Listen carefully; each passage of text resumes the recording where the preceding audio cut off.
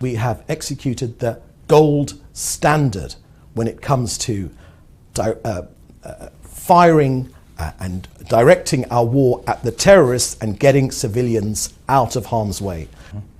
You say you've set the gold standard. Your critics would say Israel is waging a genocidal war, according to UN experts. Israel finds itself in the docks in the International Criminal Court of Justice, which says there is plausible reason to believe genocide is being committed in Gaza. The EU says Israel is using starvation as a weapon against 2.2 million Gazans. It doesn't really sound like a gold standard. But a military offensive into Rafah will end in a slaughter, the UN warns.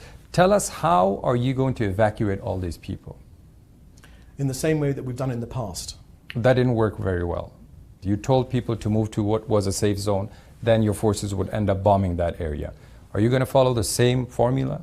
I won't be sharing with you our battle plans. They're being discussed right now. I'm not asking about the battle plan, Mr. Mansour. So I'm asking, how are you going to evacuate 1.4 million people out of Rafah? We will do the same as we've done in other parts. We've also seen people with white flags in plain sight being shot by your forces. We've also seen people in so-called safe zones being bombed.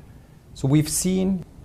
So again, I would say to you that we feel we are the most humane army which has ever existed in living memory. We've done more to protect civilian lives. Where there have been, Yama, this is important. Let me share with you. You even shot your own hostages. Right. That came so out where there have alive, been waved flags, and your soldiers an extremely terrible occurrence that was. So more than 34,000 people have been killed in Gaza, according to the Palestinian Health Ministry. Your government rejects these figures. Why? Would you take the figures of Al-Qaeda at face value?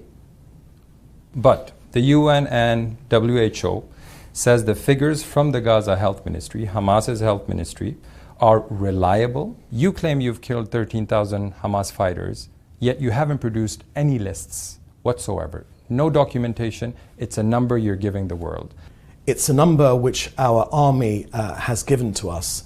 I ask you again, where is the concrete proof that you've killed 13,000 fighters? Okay, you claim it, but where is the proof?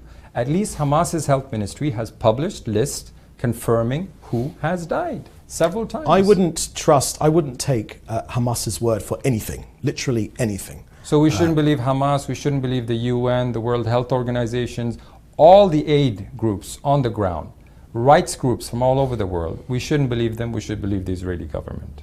You'll excuse me if I feel extremely skeptical about almost anything which comes out of the United Nations. Why don't you open Gaza for international press who can freely move around and check these tunnels for themselves? Because what you've done until now in this war, you've sealed the borders. No journalists, independent journalists, are allowed in to Gaza. Yama, you've put this accusation to me. Let me give you Israeli government response. It's not an accusation, it's a fact. You do not allow independent journalists access to the Gaza Strip. You've put these points to me. Allow me to reply. This is a war zone, an active war zone. Why should the international community pay for the destruction Israel caused in Gaza? So once again, Yama, I don't have an answer to that question, and I don't want to make a commitment here on Norwegian TV.